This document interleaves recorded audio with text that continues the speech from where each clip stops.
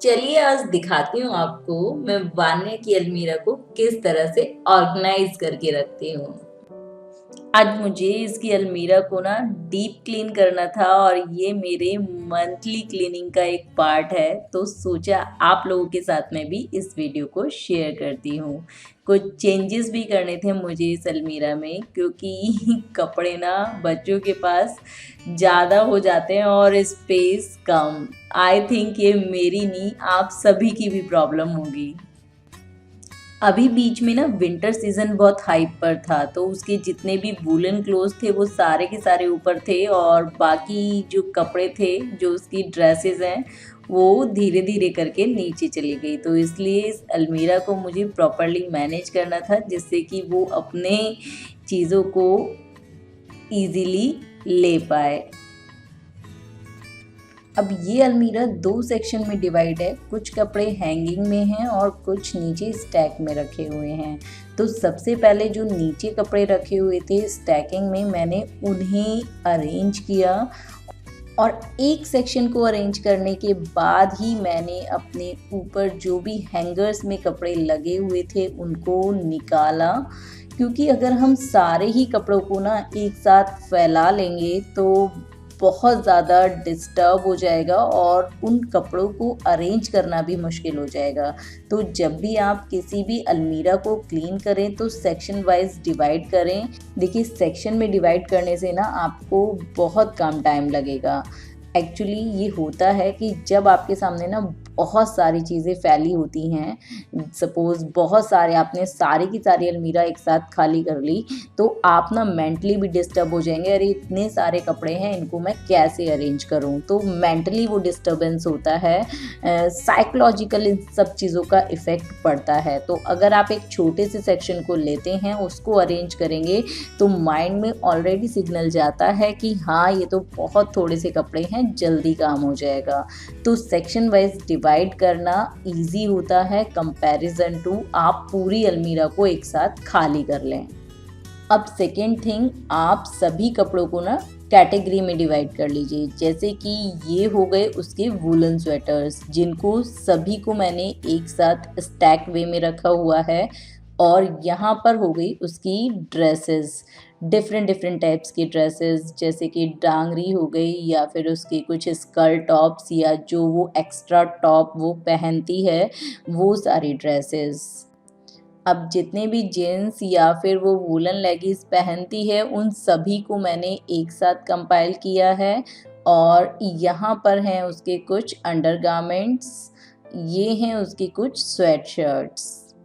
तो इस तरह से मैंने उसके कपड़ों को अरेंज किया है। और ये हैं उसकी कुछ हाई नेक्स स्कीवी, जो वो अपनी ड्रेसेस के अंदर पहनती है। और ये उसकी कुछ फ्रॉक्स हैं, इनको मैं अभी बाद में अरेंज करूँगी। और अलमीरा में मैंने जो ये पेपर लगाया है, ये सिंपल आपका गिफ्ट रैप पेपर है। अब इन सभी कपड़ों को मैंने नीचे वाले सेक्शन में कुछ इस तरह से अरेंज किया है। सारे ही कपड़े बिल्कुल प्रॉपरली अरेंज हो गए और अलमीरा में अभी भी काफ़ी सारा स्पेस भी है। और पहले यही कपड़े किस तरह से लग रहे थे और अब इस वक्त देखिए किस तरह से लग रहे हैं। अब बारी आती है ऊपर के कपड़ों को अरेंज करने की। अब ऊपर वाले सेक्शन में मैं दोनों ही बच्चों के कपड़े एक साथ रखती हूँ। वंश की जैकेट्स और वान्या के भी जैकेट्स या कोट्स जो भी हैं, सभी एक साथ ही हैंग करती हूँ, क्योंकि वंश की अलमीरा में हैंगिंग के लिए ऑप्शन नहीं है और उसकी अलमीरा भी छोटी है कंपैरिजन टू वान्या। उसके कपड़े भी वान्या के अकॉर्डिंग कम हैं, तो इसलिए देखिए कुछ इस तरह से अरेंज की है मैंने अपनी अलमीरा को। यहाँ पर एक टिप आपको देना चाहूँगी, अगर आपकी अलमीरा में मेरी अलमीरा की तरह वर्टिकल स्पेस ज़्यादा है तो वूलन क्लोथ्स को हमेशा स्टैक वे में रखिए। काफ़ी कम स्पेस में आपके बहुत सारे क्लोथ्स अरेंज हो जाएंगे। इस तरह से ना सारे कपड़े आपके विजिबल होते हैं, इन्हें निकालना और रखना बहुत ही इजी होता है। अब यहाँ पर मेरे पास में एक चैलेंज था वान्या के फ्रॉक्स को अरेंज करने का। अब मेरी अलमीरा में वर्टिकल स्पेस ज़्यादा है, अगर मैं इसके कपड़े फाइल सिस्टम में रखती हूँ तो वर्टिकल स्पेस ना सारा खराब होता है और जगह भी उसमें ज़्यादा कंज्यूम होती है। तो इसके लिए ना मैंने खुद का एक ऑर्गेनाइज़र बनाया, चलिए आप लोगों के साथ में शेयर करती हूँ।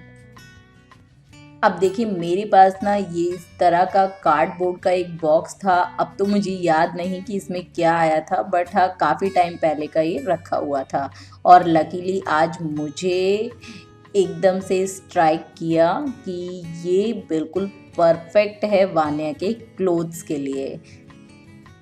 देखिए कई बार मार्केट में ना हमारी रिक्वायरमेंट के अकॉर्डिंग सही ऑर्गेनाइज़र नहीं मिल पाते, क्योंकि या तो ये होता है कि उन ऑर्गेनाइज़र के अकॉर्डिंग हमारे पास स्पेस नहीं होता, या फिर हमारे स्पेस के अकॉर्डिंग वो ऑर्गेनाइज़र फिट नहीं बैठते।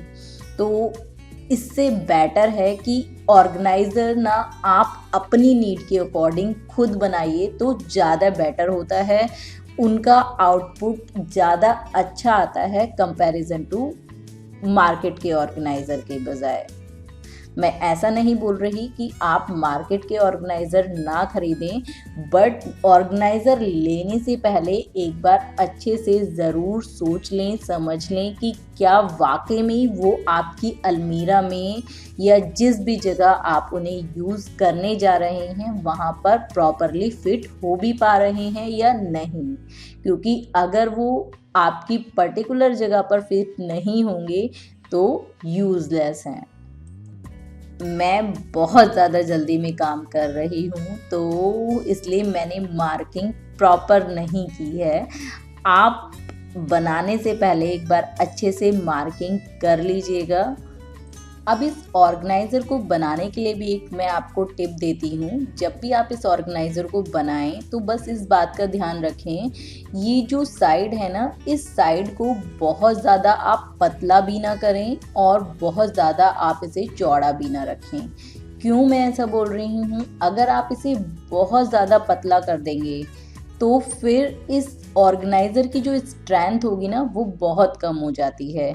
क्योंकि और अगर आप इसे बहुत ज़्यादा वाइड कर देंगे, बहुत ज़्यादा चौड़ा कर देंगे तो आप अंदर जो कपड़ा रखते हैं उसे निकालने में ना प्रॉब्लम होती है। बस इस चीज़ का ध्यान रखें, अपने ऑर्गेनाइज़र के साइज़ के अकॉर्डिंग ही इसे चूज़ करें। जनरली आप इसे 1 इंची से लेकर 1.5 इंची के बीच में रख सकते हैं। देखिए कितने अच्छे से मेरे सारे ही कपड़े इसमें ऑर्गेनाइज हो गए और सभी विजिबल हैं बहुत ही इजीली, और सभी वर्टिकली वे में हैं, हॉरिजॉन्टल नहीं है। तो बहुत कम स्पेस लेगा ये मेरी अलमीरा में, और कोई भी क्लोथ इसमें से निकालना हो तो बहुत ही इजी है।